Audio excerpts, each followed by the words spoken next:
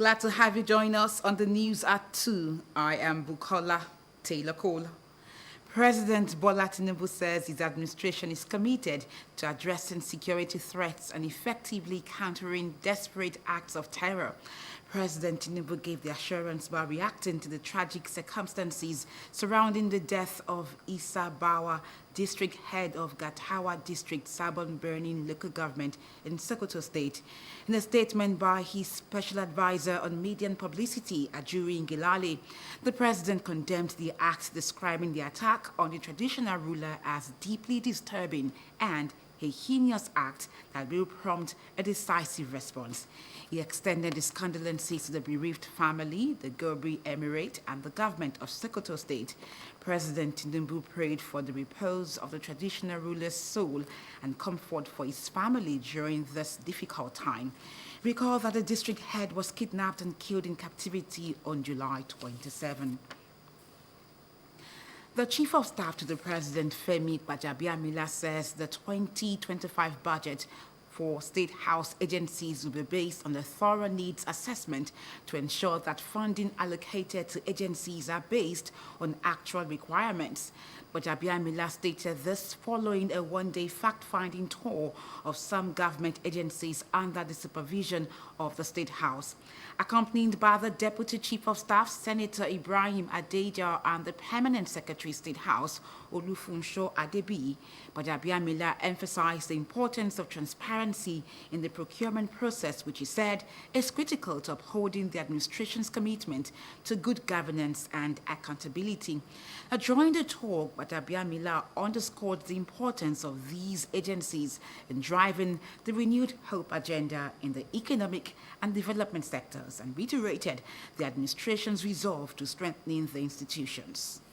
We've been to PPP, we're now at NASENI, we've been to the Atomic Commission, and we'll do a few more in the coming days. We need to prioritize. We need to prioritize some of our agencies, and that's what this is all about.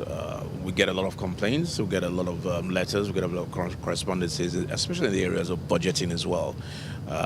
So whilst we try to balance the need to meet these people, these agencies at their point of challenge, we also need to balance that, a very delicate balance of that, with the cost of governance. And that's what this is about. It's a fact-finding mission, so to speak, for one of a better way to put it. The Chief of Staff visited the Nigeria Agriculture and Land Development Agency, the Bureau of Public Procurement, Bureau of Public Enterprises, Nigeria Atomic Energy Commission, and the National Agency for Science and Engineering Infrastructure. In separate interactions with heads and staff of the agencies, the Chief of Staff promised that the presidency would ensure better welfare and working conditions of staff within the agencies under the supervision of the State House. He urged the staff of these agencies to embrace innovation, excellence, and professionalism while supporting their chief executives to succeed.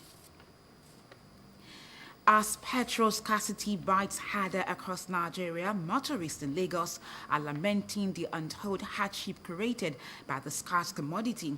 Our correspondent Adekola Hastrop reveals the experiences of residents as some major and independent marketers have since closed their filling stations. His report.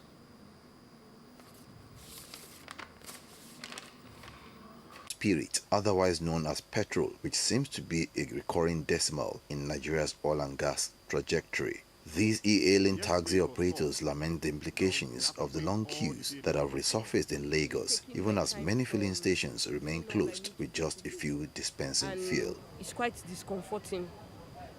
And also the fact that I have to stay under this hot sun, waiting for too long just to get fuel, when it's not supposed to be this difficult to get fuel. And also the price is something else, you know. One of the reasons why we have so many people queued here is because this price is actually one of the lowest when it compared to all other filling station. So look at the price difference. This is 568, others are 610. So who wouldn't want to come here? I'm using it for hustling, you know. So imagine if I'm wasting all the time here right now. I'm supposed to be on the street to make money, and I'm wasting it looking for fuel. It doesn't pay. I'm not feeling good now. Since 9 o'clock, a day here, the 5 way. Up to now, I never see.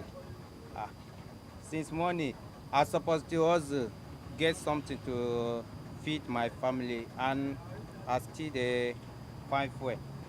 Not to say there's fuel is it costs. There's no fuel. Even fuel to get it, they're easy. Even black markets to buy it, we not see to buy. It take me more than 5 hours here before I buy 10,000 of fuel. I go to VI, come back, the fuel is finished. Now see, I'm back here. And I don't have money to buy more.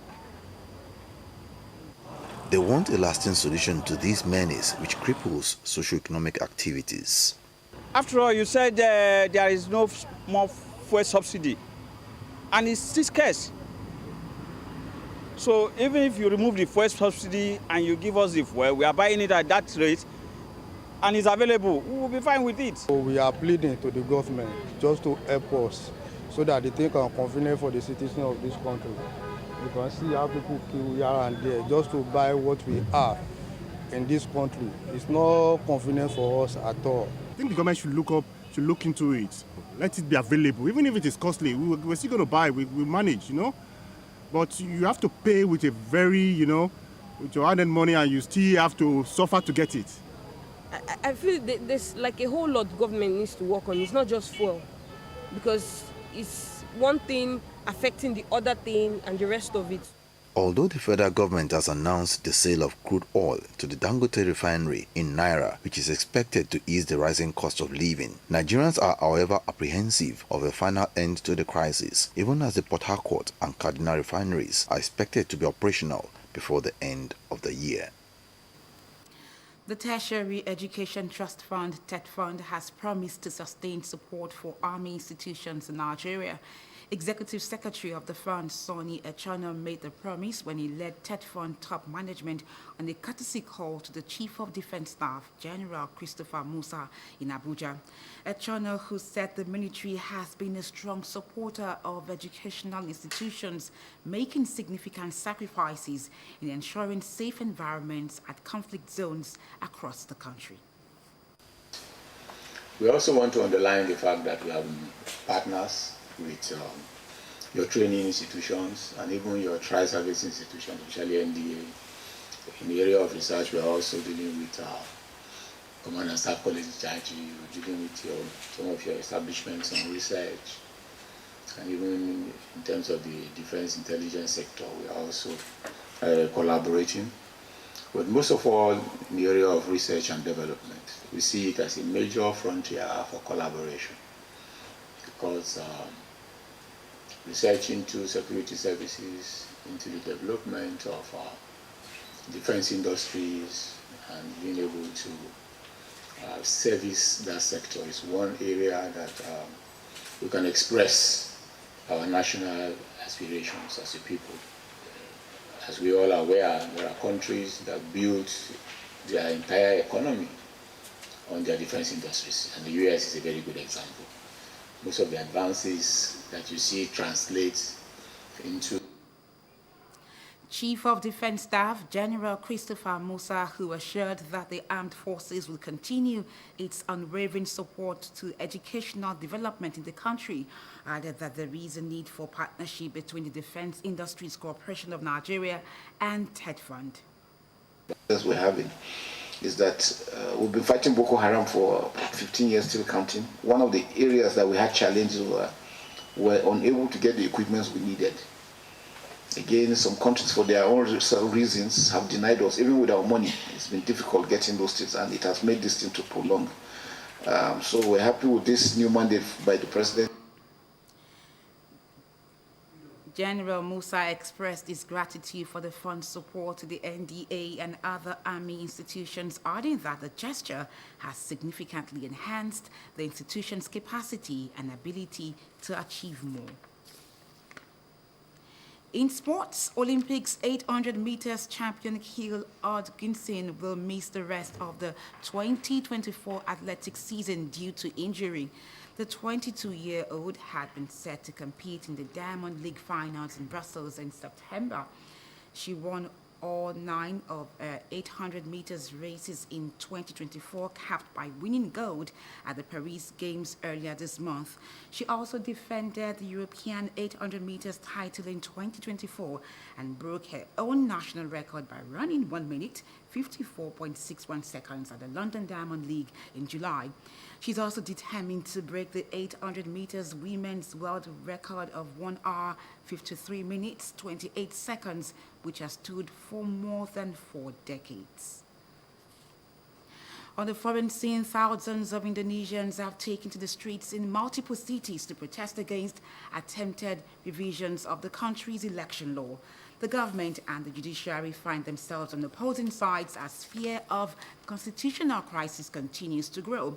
The Indonesian parliament has postponed approving changes to the election rules as protesters attempted to tear down the gates of the legislature in the capital, Jakarta.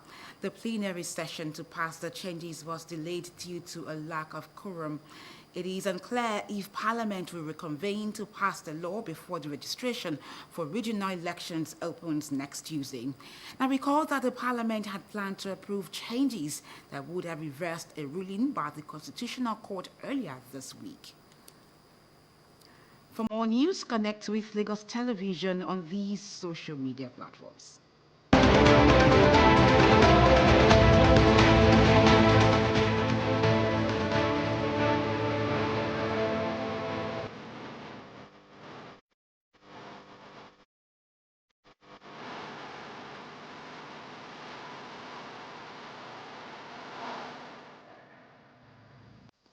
Many thanks for watching the news at 2. Please remember to call Lagos toll-free lines 767 or 112 in case of emergencies.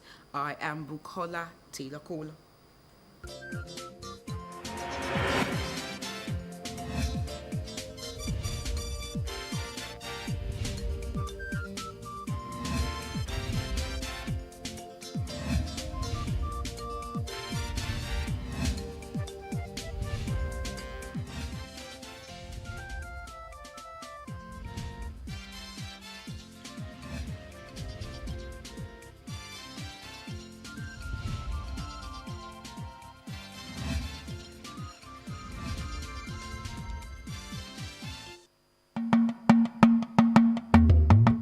Ààrẹ Bọ́lá Ahmed Tinubu bá mọ̀lẹ́bí àwọn tó pàdánù ẹ̀mí wọn sínú ìṣẹ̀lẹ̀ omíyalé tó wáyé ní ìpínlẹ̀ Jigawa, bẹ́ẹ̀ ló ṣèlérí ètò ìrànwọ́ fún ìjọba ìpínlẹ̀ náà.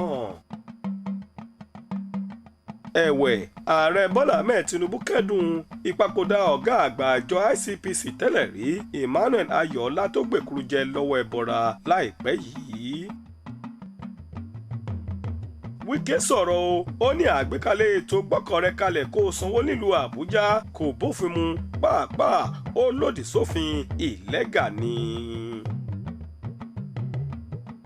Gómìnà Sanwó-Olú ti sọ̀rọ̀ ó ní gbogbo ẹ̀yin ọmọ gànfẹ́ tí ẹ kọlu ọkọ̀ BRT tí ẹ tún ja àwọn èrò inú rẹ̀ lólè ẹ kò ní lọ láì jìyà o dandan ni kẹ́ ẹ káwọ́ pọ̀nyìn rojọ́ níwájú ìtẹ́ ìdájọ́ kódà ẹ